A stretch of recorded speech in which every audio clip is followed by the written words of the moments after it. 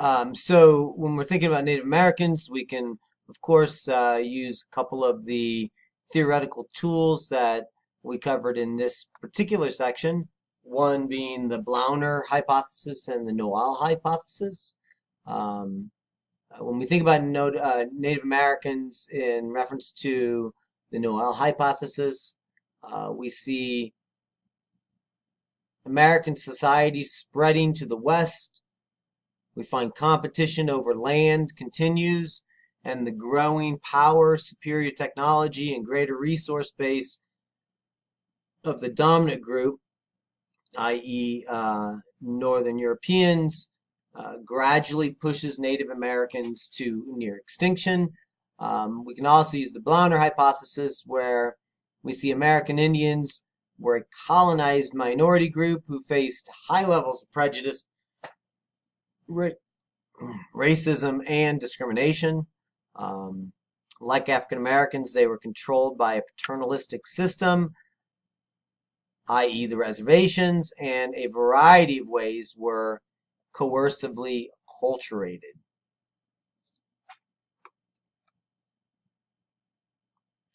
American Indian societies were generally patriarchal and followed a strict gender-based division of labor, but this did not necessarily mean that women were subordinate. It just meant that there was a division of labor based on gender. In many tribes, women held positions of great responsibility and, of course, controlled wealth. Gender relations were affected in a variety of ways during the prolonged contact period, as we'll see over the course of the semester.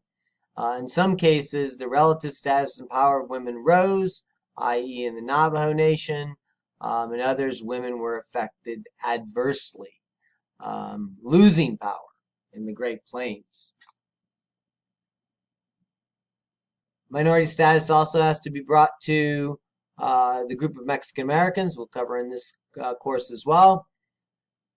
Southern Anglo-American cotton growers began to immigrate to Texas, and by 1835, they outnumbered Tejanos 6-1.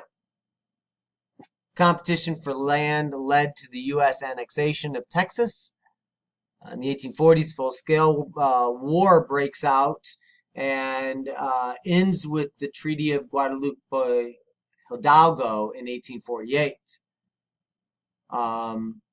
With this, and addition of the Gadsden Purchase of 1853, the United States acquires the remainder of the territory now composing the southwestern United States. In the early 1800s, 4 areas of Mexican settlement had roughly developed: Texas, California, New Mexico, and Arizona. These areas were sparsely settled, and the economy of the regions was based on farming and herding. They were sparsely settled because it's really arid environment out there in most of Texas, most of California, most of New Mexico, and most of Arizona. Social and political life was organized around the family and the Catholic Church, and it tended to be dominated by an elite class of wealthy landowners. Everything changes with the California Gold Rush in 1849. We find early relations had been relatively cordial, but the rapid growth of the Anglo majority after statehood in 1850 in California, it essentially dooms the efforts to create a bilingual, multi-ethnic state. You begin to see the influence of the dominant. As they did in Texas, Anglo-Americans used violence, biased laws, discrimination, and other means to exploit and repress Mexicans in California. Only in New Mexico did Mexican Americans retain some political power and economic clout, mostly because of the relatively large size of the group and their skill in mobilizing for political activity. Therefore, the contact situation for Mexican Americans was highly variable by region. But even when we consider that, the ultimate result was the creation of Mexican Americans as a minority group. When we think about the Mexican Americans in reference to the Noel hypothesis, we find American Southerners readily transferred their prejudiced views to at least the poorer Mexicans who were stereotyped as lazy and shiftless. It's amazing how American Southerners can pretty much switch their prejudice and racism to any group they see fit. Mexicans were racially a mixture of Spanish and Native American, and the vast majority were Roman Catholics. Anglo-Americans used their superior numbers and their military power to acquire control of the political and economic structures and expropriate the resources of Mexican-American community, both with land and labor. Sounds more like the Blauner hypothesis. For Mexican Americans under the Blauner hypothesis, their culture and language were suppressed even as their property rights were abrogated and their status was lowered. This is colonization, folks. In countless ways, they too were subjected to coercive acculturation. However, Mexican Americans were in close proximity to their homeland and therefore were able to maintain a lot of their cultural ties and close ties with villages and families. This constant movement across the border of Mexico kept the Spanish language and much of the Mexican heritage alive in the Southwest. For Mexican American women, the consequences of contact were variable.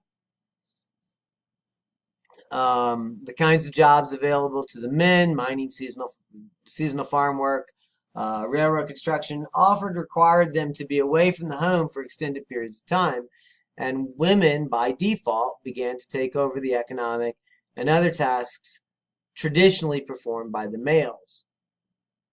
However, poverty and economic insecurity placed the family structures under considerable strain. Like black females, Mexican American women became the most vulnerable part of the social system. So each of these three groups became involuntary players in the growth and development of European and later American economic and political power. This group, European and American economic political power, has continued to blame these groups for their subjugation, but the fault lies with the dominant group. All three were overpowered and relegated to inferior status. Meaningful integration was not a real possibility and was never really planned for. We see in Gordon's terms that we might characterize these situations as acculturation without integration, or another term is structural pluralism. Blauner's concept of colonized minority groups seems much more descriptive. In 1788, while American Indians and whites continued their centuries-long struggle, white Europeans first made contact with the indigenous people of Hawaii. This contact situation and the system of group relations that evolved on the island nation provides an interesting and instructive contrast with the history of American Indians. We find early relations between Hawaiian Islanders and Europeans were organized around trade and commerce, not agriculture, as was the case in the United States. Thus, the contact situation did not immediately lead to competition over control of land or labor. This contact with Europeans brought other consequences, including smallpox and other diseases to which Native Hawaiians had no immunity. Same thing happened to Native Americans here in the United States. Rates of intermarriage among the various groups are around 42%, which is higher than on the mainland. And it reflects the openness to intimacy across group lines that characterized Hawaii in reference to its first contact. There was some sort of respect between the two groups, more so than the groups that we find later on or earlier in the slave experience in Native Americans. and Mexican Americans. But although Hawaii has no history of the most blatant and oppressive forms of group discrimination, it's not perfect. Ethnic and racial stratification, as well as prejudice and discrimination, exist in Hawaii. And recently, you've seen Native Hawaiians standing up to reclaim their acculturated culture and trying to gain more power in Hawaiian society.